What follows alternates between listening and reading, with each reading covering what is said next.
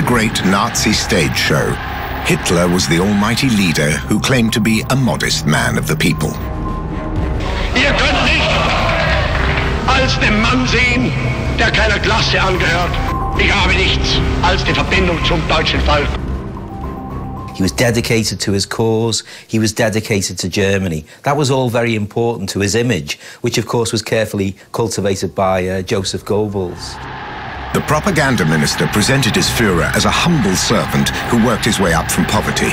It was a distortion of the truth.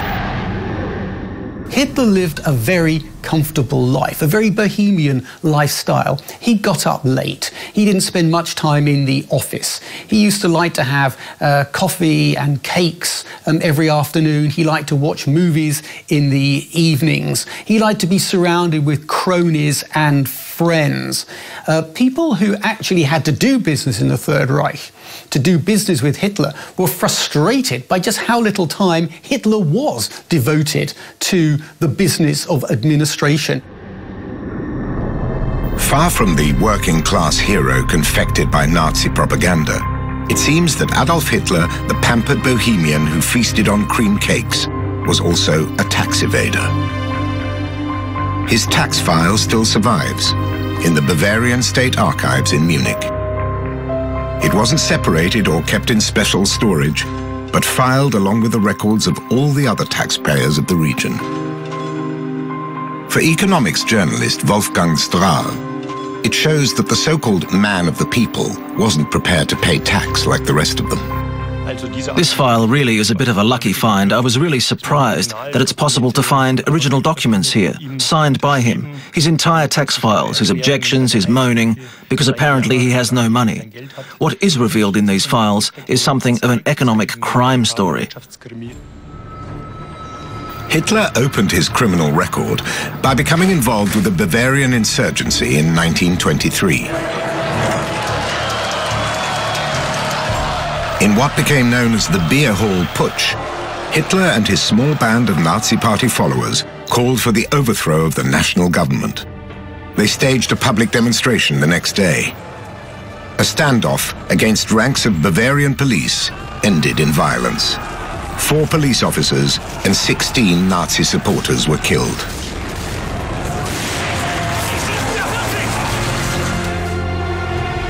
Adolf Hitler was arrested and sentenced to 5 years in jail for high treason. His coup had failed, but his bid to gain notoriety was a stunning success. His trial and conviction was in the news.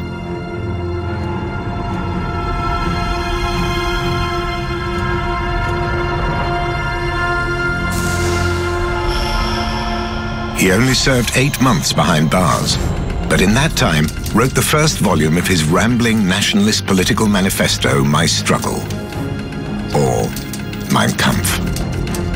It would become a bestseller.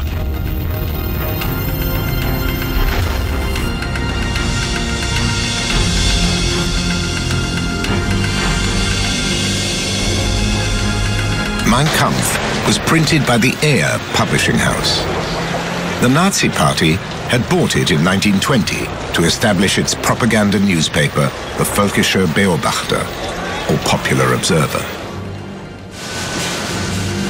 The Nazi Party bought the newspaper and the printers using borrowed money, around 250,000 marks. It was a good time to be in debt. It was the beginning of the age of inflation. Hitler could pay back what was once a large sum with inflated marks worth a fraction of the original sum owed. Hyperinflation crippled the economy and eventually destroyed the German mark. The German currency rapidly lost value, and by the end of the 1920s, wasn't worth the paper it was printed on. Millions of Germans were plunged into destitution, but not Hitler or his Nazi Party cronies. They got support from wealthy benefactors at home and abroad. The iconic American car maker and anti-Semite Henry Ford was reported to be one of them. Henry Ford, America's leading industrialist and iconic figure, was a great enthusiast for Adolf Hitler. The Ford Motor Company had a very important subsidiary in Germany. That subsidiary only went into profit after the Nazis came to power. It went into profit because it was supplying the vastly expanded German armed forces with trucks, with other vehicles. Ford in America profited very handsomely from the Third Reich. High-profile supporters like Henry Ford gave Hitler credibility. But it was among Munich's conservative, predominantly Catholic upper classes that Hitler found much of his financial support. Some shared his hatred of Jews, democracy, and the Weimar Republic administration. Some were wealthy and well-known, like the piano manufacturer's wife, Helene Bechstein. Bechstein was part of a rich family who made pianos, and also she was kind of a woman about town in Munich, and she sort of took to him and she called him her little son at one point. She even sort of showed him how to behave in upper class company and sort of etiquette around the dinner table. She bought him a top hat and tails at one point as well. So really she became a kind of mentor, benefactor. She gave Hitler jewelry and other lavish gifts that could be used as collateral for credits. Valuable foreign currency came from overseas benefactors, including American companies. The boundaries between Nazi Party funds and Hitler's personal accounts became blurred. Even some of the Nazi faithful began to question the lavish lifestyle of their leader, dubbed the King of Munich. In 1925, he acquired a 20,000 mark luxury Mercedes and a chauffeur to drive it. He's driving a Mercedes, which cost incredible amounts of money at the time, can afford to go on travels, and has enough money to finance his propaganda appearances. All of this is financed through a system of slush funds and the donations of larger and smaller benefactors. But the King of Munich didn't bother to file a tax return. The tax office gave him 8 days to do so, or face a fine, or a day in jail. At the beginning, Hitler has this image of an ascetic and frugal human being. Initially, he lived as a lodger in Munich, and in his explanations to the tax office, he claims to be a penniless writer. It doesn't tally with the records. They show that Hitler earned more than 11,000 marks in just 1 quarter in 1925. But he continued to portray himself as a poverty-stricken man who had no assets anywhere, declaring, "I try to restrict my personal needs to such an extent that as a non-smoker and complete teetotaler, I only eat in the most modest restaurants. The vehicle, too, is only a means to an end for me." We know that behind that propaganda facade, Hitler lived in rather handsome apartments in Munich and in Berlin, that he had a chauffeur, that he had a manservant, that he was surrounded by assistants, that he only had to ask for something, snap his fingers, and it would be obtained for him. He calculated his taxable income at a fraction of the actual sum. It was the start of a long tug-of-war between Hitler and the tax office. By the end of the 1920s, Hitler was a famous political figure. He didn't officially claim an income from the party. He portrayed himself as an honorary politician. His money came from other sources. But the Nazi Party also needed cash. Its army of brown shirts, or SA stormtroopers, needed to be paid. The elaborate Nuremberg rallies cost immense sums. But the Nazis' desperate need for money only played into Hitler's hands, and his image as the selfless provider for Germany and the party. A powerful donor reinforced the party's coffers, the Ruhr steel baron Fritz Thyssen. Thyssen's support was crucial because it showed German industrialists that they had nothing to fear from the Nazi Party. Thyssen was one of those who realized early on that the Nazi Party would be an ally in the ongoing struggle against organized workers in Germany.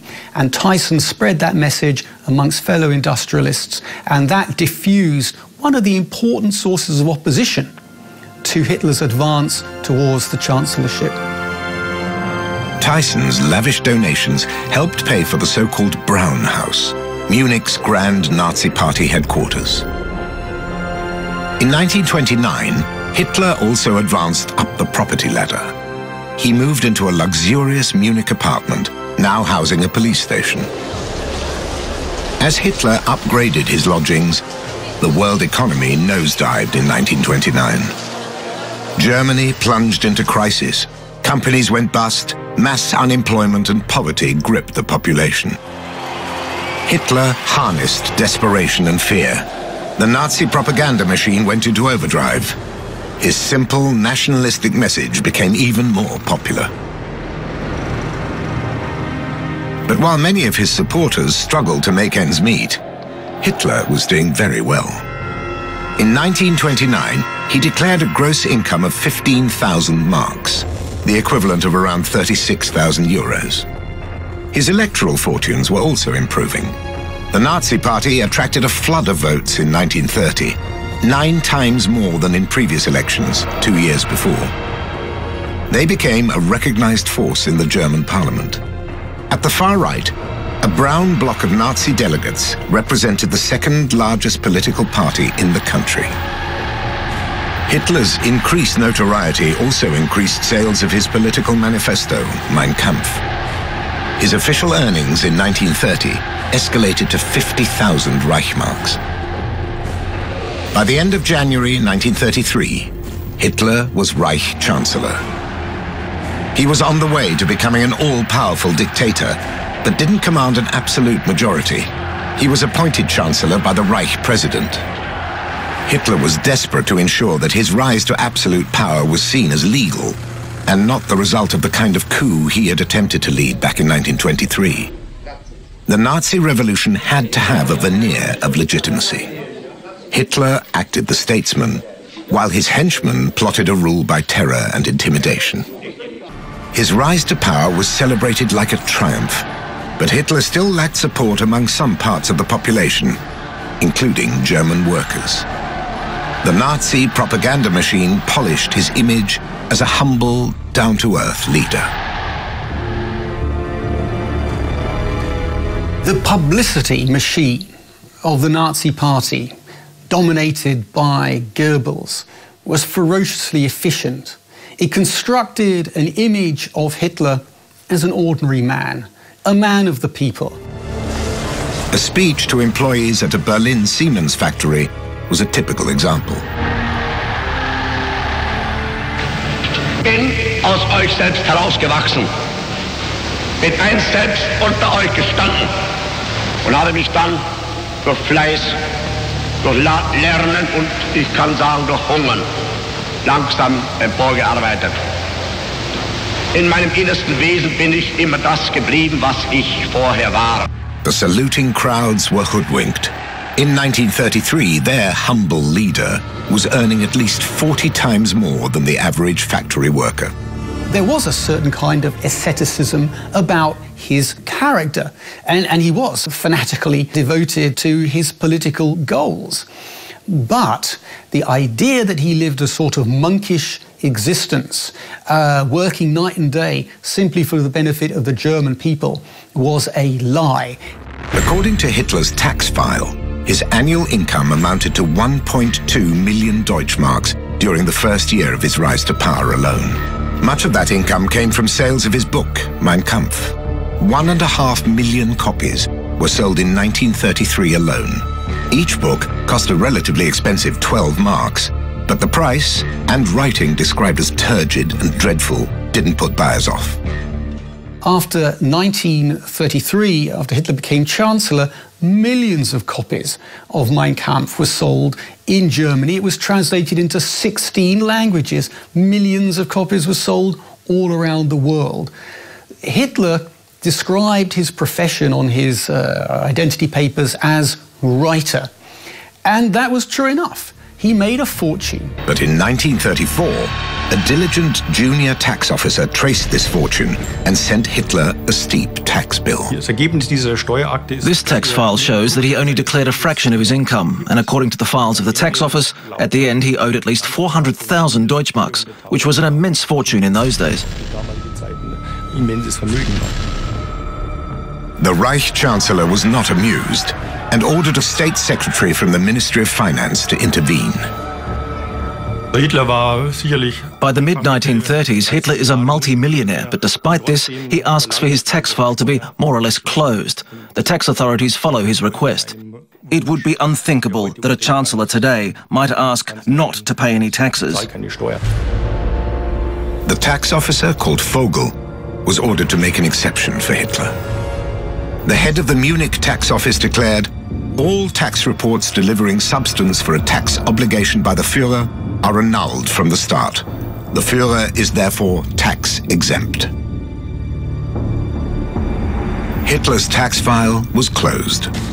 It's not known what became of Herr Vogel, the sharp-eyed official who identified Adolf Hitler as a tax evader.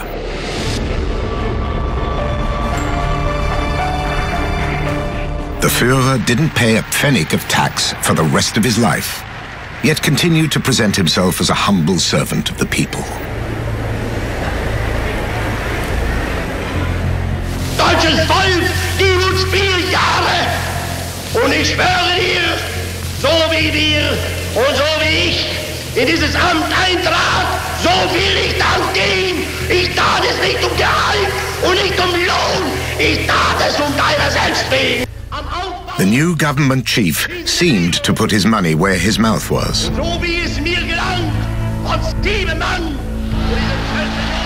Hitler publicly declined the chancellor's salary he was entitled to and awarded the money to needy Nazi Party members.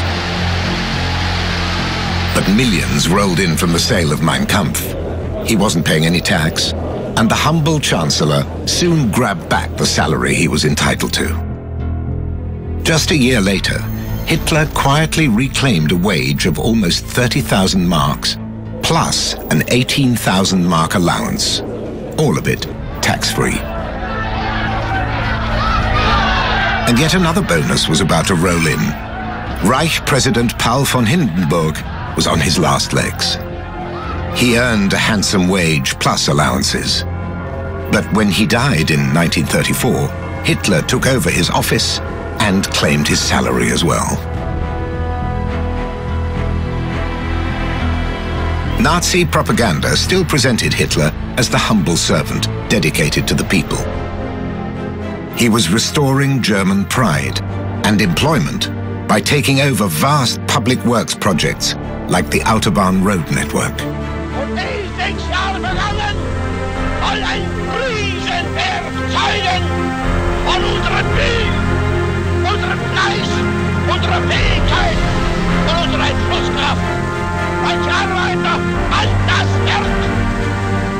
Hitler was buying support, and no one seemed to care about the cost. The fact that all these measures, including the Reich Labour Service and other benefits, somehow had to be paid for with state credits, that didn't interest the people. People aren't interested in credits and debts, which theoretically rest on their heads. They are only interested in what they have in their own pockets at the end of the day. They want to have more take-home pay, and that's what they got. The Autobahn myth endures to this day. It was not created by Hitler or the Nazi Party, but based on plans that had existed since 1924. By mid-1935, unemployment had fallen sharply, but had not been eliminated. Those Germans still out of work would soon find full-time jobs, making weapons. Military spending had top priority. Germany was being secretly rearmed with public money.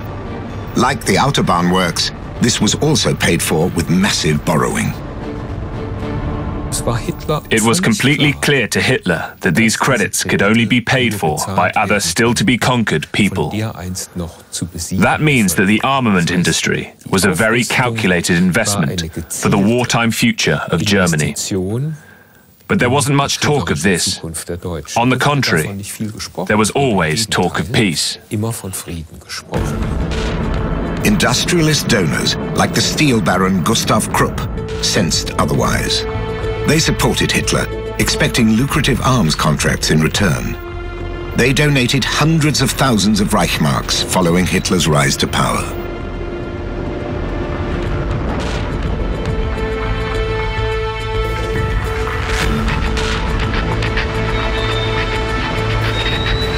As well as forging the weapons Hitler needed to rearm Germany, in 1933, Gustav Krupp and his fellow industrialists agreed to make regular donations to Hitler.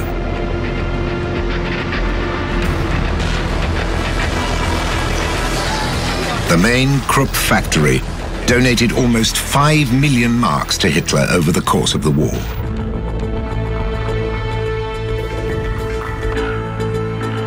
More and more money was rolling in, and Hitler spent much of it on himself and a lavish retreat in the German Alps. Hitler was a regular visitor to the popular picture postcard spa town of Berchtesgaden. He stayed in a holiday home, Haus Wachenfeld. Hitler had rented it since the 1920s, but in June 1933 had the money to buy it outright. The modest holiday home, furnished in traditional Bavarian style, was to become an imposing estate, and the state would pay for it. Hitler fancied himself as an amateur architect. The redesign of the holiday house into the 30-room Alpine headquarters known as the Berghof became his most important personal project. Hitler's secretary, Martin Bormann, oversaw construction and paid the bills. What wasn't paid for by the state was paid indirectly by German workers through the Adolf Hitler Donation by German Industry Fund. Hitler's Berghof cost Germany millions of Reichsmarks. The dictator admitted himself. The Berghof is a real gold mine. It's just that Bormann isn't getting anything out of it. He just spends a lot on it. Hitler's vast Obersalzberg estate was extended at a massive cost. A second seat of government emerged from the Alpine landscape. Another 30 million marks was spent building a folly on the mountaintops above the Berghof. The Kehlstein House, or Eagle's Nest. An access tunnel and elevator was drilled into the mountainside. Despite the monumental work and cost, Hitler only visited the vertiginous Eagle's Nest a few times. The Führer was apparently scared of heights and disliked the chill, high mountain air. The Eagle's Nest survived the war. Albert Speer's polished brass elevator, the fireplace, and stunning grand alpine views are now open to tourists. But from the 1930s, much of the Obersalzberg was off-limits. As well as Hitler's Berghof, the surrounding complex included houses for Martin Bormann and the Luftwaffe chief, Hermann Göring, and an SS barracks. There was a hotel for high-ranking Nazis and a greenhouse to provide fresh vegetables for the Führer's table. The Obersalzberg became Adolf Hitler's private world. The boss of the Third Reich spent much of his time here instead of the capital, Berlin. Government business was conducted from the terraces and rooms. Nazi bigwigs, support workers, and accomplices congregated around him, including the Nazi foreign minister, von Ribbentrop, and propaganda chief, Joseph Goebbels.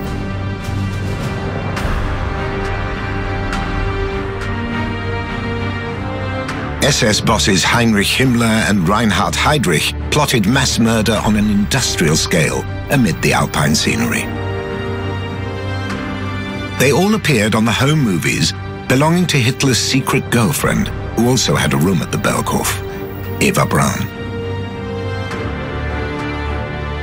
The photographer's assistant, who became the Führer's lover, was allowed to roam freely and film private moments. Hitler's loyal armaments minister, the architect Albert Speer, also featured on Eva Braun's films. Speer employed slave labor and used the concentration camp system to keep his factories going, yet talked his way out of being executed as a war criminal after the war. He was also critical of Hitler's design for the Berghoff's famous big window. But not until long after the war, in 1970, when he declared, "The retractable window was Hitler's pride. Below this window, Hitler's vision had placed the garage for his cars, so when the wind blew from the wrong direction, the intense stench of petrol drifted into the living room. It was a sketch that would have been turned away at any technical university." But it was only after his Führer and Nazi Germany were defeated that Speer dared mock Adolf Hitler in public. Eva Braun's former boss, Hitler's personal photographer Heinrich Hoffmann, controlled the marketing of any official images of Hitler. He retained the exclusive rights through his agency. Royalties were payable for every printed photograph, and Hitler probably got his cut. Hoffmann provided pictures for all of the big magazines and publishers. Hitler portraits were printed by the millions, and each one added up to a fortune in sales. Countless postcards were also printed.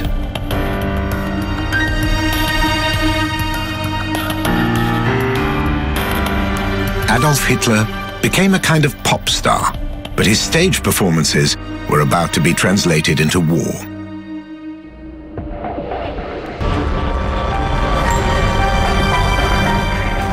(1938) marked the beginning of Hitler's aggressive foreign policy. His Wehrmacht marched into Austria. The Anschluss, or annexation of Hitler's homeland, was welcomed by many Austrians, and the Nazi dictator wanted to own a part of it. Once again, his faithful secretary Martin Bormann took care of business and bought the house where Hitler was born on his behalf. Hitler received a triumphant welcome in Vienna. He had first set foot in the Austrian capital 30 years before that, attending the opera and sitting in cafes. He dreamed of a career as a painter. He applied for admission to the city's prestigious Academy of Fine Arts. He was turned down due to a lack of talent.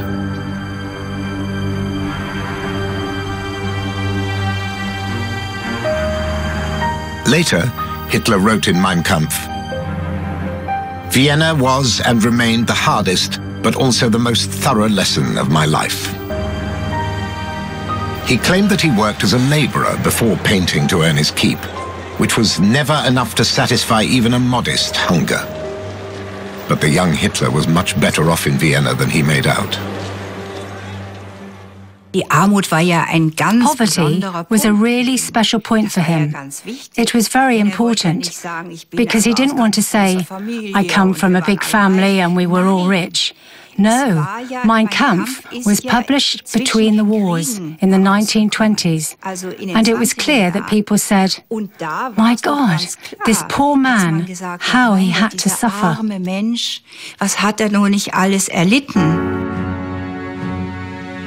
In reality, it seemed that Hitler suffered little. He started off renting a comfortable flat. His mother left him money after she died.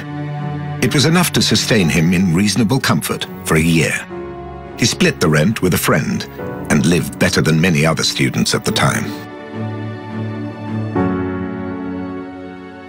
The two of them saw it like this. We won't work. We'll be something very different. We'll become artists. The dandy like Hitler spent a lot of time in coffee houses. He would become an artist, an architect, or a set designer. He talked, dreamed, and dabbled in many pursuits, but became master of none. He spent much of his inheritance at the opera. an expensive pleasure. The money left to him by his mother eventually dried up. The young Hitler would have to find work. The young Hitler would have found work somewhere, but it would have been hard work, something like carrying suitcases, haul stones, whatever. He didn't want that, and he couldn't do that. It's pretty clear that he didn't want to be a worker. He didn't want that. He simply imagined that something would become of him, but he didn't yet know what. In the meantime, the money ran out, and in the winter of 1909, a homeless Adolf Hitler ended up sleeping in a refuge for the poor. But after a few weeks, he found a single room for himself in an immaculate hostel that also had a place for him to paint.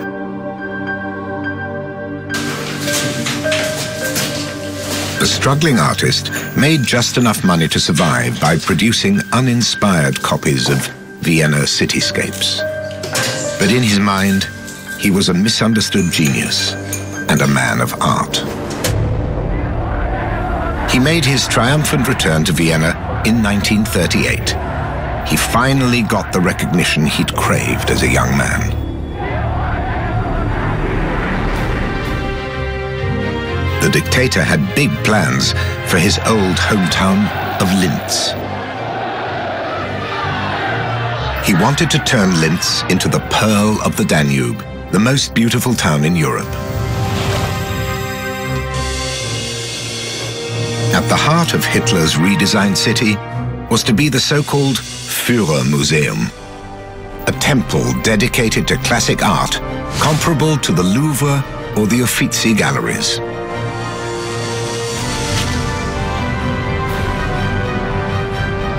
While Nazi propaganda thrived on stylized images of Germanic supermen and women, there was apparently no place for such images in his fantasy Führermuseum.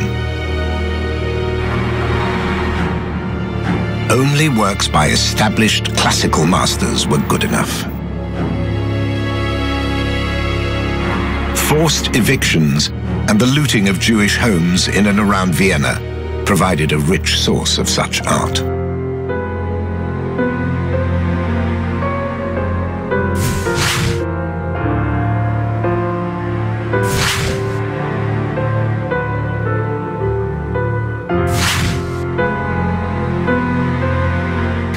When Germany occupied Austria, they set up an organized system of expropriation called Aryanization, by which they registered the property, the assets of Jews in Austria, and then systematically stripped them of their wealth.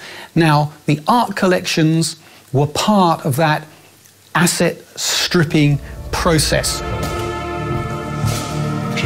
Purchases were made to appear as legal transactions, even though much of the art had been looted or obtained as the result of forced sales after the Nazi invasion of Austria. It was a bonanza for German art dealers. They bought up vast private collections and then sold them on the international art market, very largely through Swiss art dealers. In 1939, the German invasion of Poland marked the beginning of the Second World War.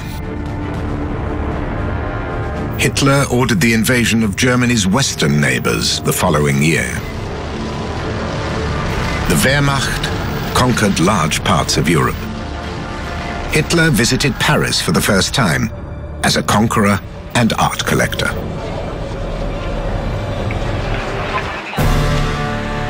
Hitler had a new house to decorate in occupied Poland.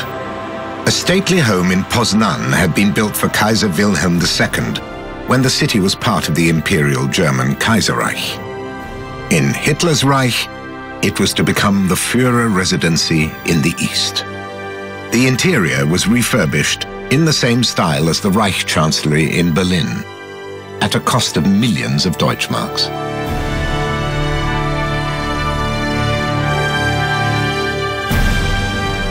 Hitler wasn't only lavishing money on himself, but also dipped into the treasury to reward high-profile military officers to ensure their support.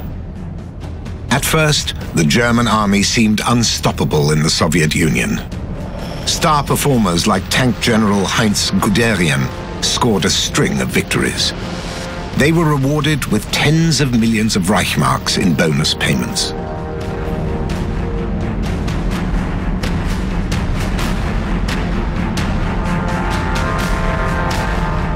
As well as money, the Führer handed out estates and titles like a feudal lord. General Heinz Guderian received the lavish estate of Gut Deipenhof in Warthegau near Posen. The estate was valued at more than 1.2 million Reichmarks. Hitler handed it over to his tank general as a gift, tax-free. The original Polish owners were kicked out. But the Red Army spoiled the deal. Guderian and his family weren't able to enjoy the stolen estate.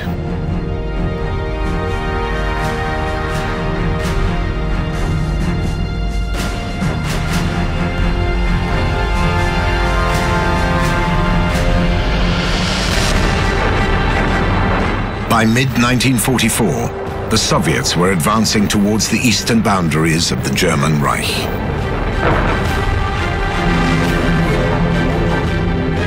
Allied bombers raided German cities and factories at will. Allied landings in Italy in 1943 meant that Austria was now within range of British and American bombers. The art collection that Hitler amassed for his Führermuseum in Linz had to go underground. The Althaussee salt mines in Austria were an ideal hiding place. More than 7,000 paintings and sculptures were stored in the caverns and tunnels deep underground. In the world above, Hitler's Greater German Reich collapsed around him. The Red Army reached Berlin in April 1945. Days before he killed himself, Hitler made his last public appearance, decorating what was left of the defenders of the German Reich. Boys, Hitler Youth fighters.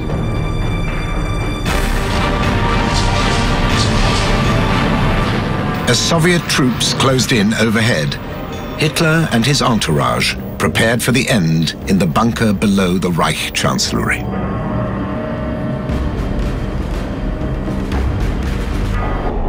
Now sealed and covered by new buildings in the heart of Berlin, this is what was left of Hitler's bunker decades after the war. It was in this claustrophobic complex where Hitler dictated his last will and testament on the 29th of April, 1945. What I own, as far as it is worth anything, belongs to the party. Should this no longer exist, the German state. Should the state also be destroyed, there is no need for a further decision on my part. On the 30th of April, Hitler withdrew from the decision-making process for good, committing suicide with his new bride, Eva Braun. His legacy was wholesale destruction, death, misery, and murder on an industrial scale. Large parts of Europe were devastated by Hitler's total war. Germany and its people were in ruins.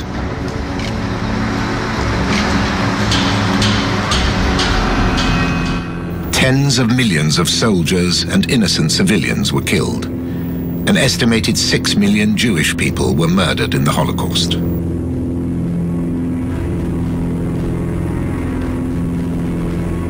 While many German towns and cities were reduced to rubble, Hitler's favorite alpine retreat of Berchtesgaden survived largely intact. But his Berghof headquarters above the town was bombed to smithereens.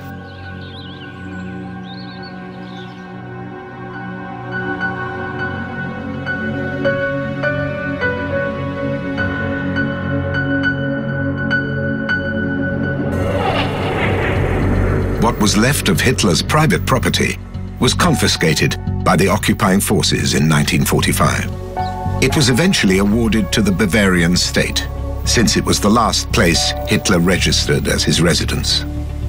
Now in public ownership, surviving structures like the Eagle's Nest or Kehlsteinhaus and the SS barracks below have become a kind of tourist attraction. After the end of the war, authorities tallied up what was left of Hitler's fortune. Much of it came from sales of Mein Kampf. More than 10 million copies were sold up to 1945. Local communities were obliged to buy a copy for couples that married under the Nazi regime.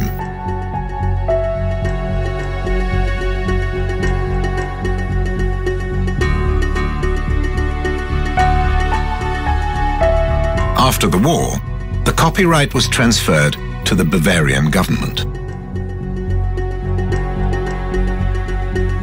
Since then, it has tried, unsuccessfully, to stop the printing and distribution of Hitler's rambling political manifesto. It was not available for sale to members of the public in West Germany after the Second World War or in East Germany. It was taboo in Austria, but it was never really that hard to get hold of a copy. And it has circulated around the world in many, many translations without any inhibition. And of course now, thanks to the internet, you can read Mein Kampf in any number of languages and download it at the touch of a button. The Reichsmarks found in Hitler's private account had much less value after the war. The old currency disappeared in 1948 with the monetary reform.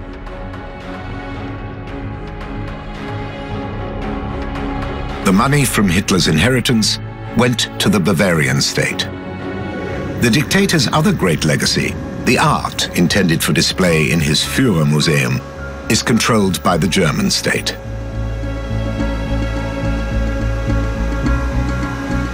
Historian Angelika Enderlein looks after the paintings that Hitler acquired from his network of dealers.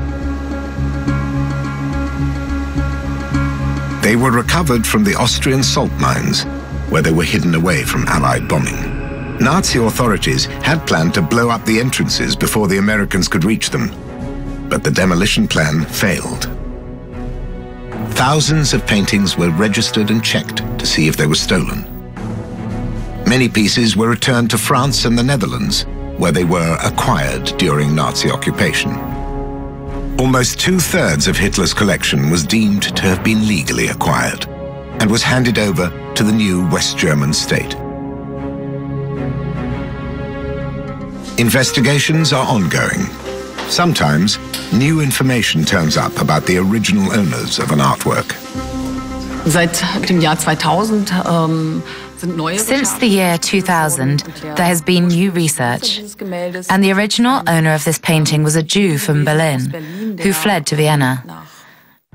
The original owner, Leo Bendel, was murdered in the Buchenwald concentration camp in 1940. When it became clear that the previous owner was Jewish, the painting was returned from the federal president's office to our depot.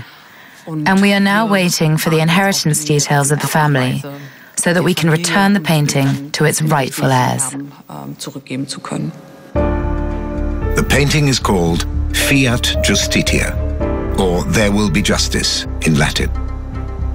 There was no justice for its former owner, a man hounded from his Berlin home, forced to sell his possessions to flee to Vienna, only to be rounded up there and sent to his death in a concentration camp. Apart from a few buildings in the Bavarian Alps, these storage units contain the last remnants of Hitler's once immense fortune. The man of the people, the great servant of Germany, was a tax evader and handler of stolen art.